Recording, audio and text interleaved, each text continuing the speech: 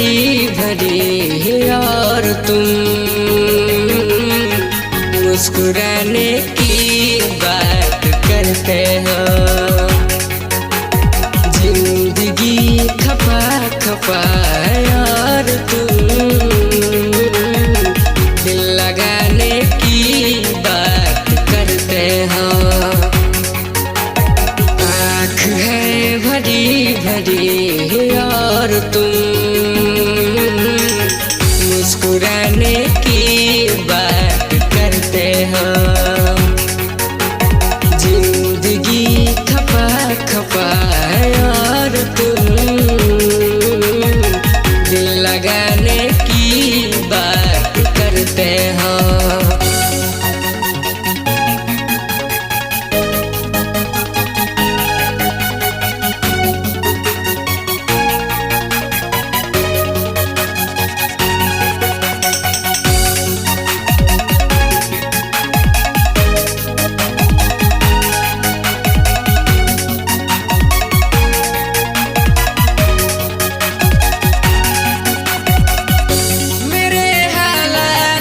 ऐसे है कि मैं कुछ कर नहीं सकता। तड़पता है दिल लेकिन ये आहे भर नहीं सकता। मेरे हालात ऐसे है कि मैं कुछ कर नहीं सकता। तड़पता है दिल लेकिन ये आहे भर नहीं सकता। जख्म है हरा हरा और तुम चोट खाने की बात करते हो। आँख है भरी भरी और तुम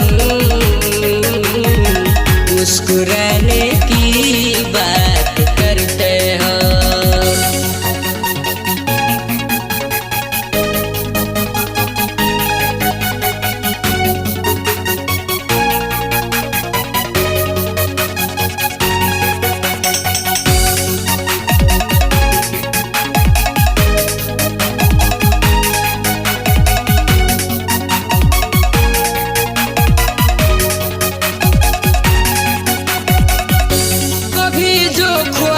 देखा तो मिली परछाइयाँ मुझको।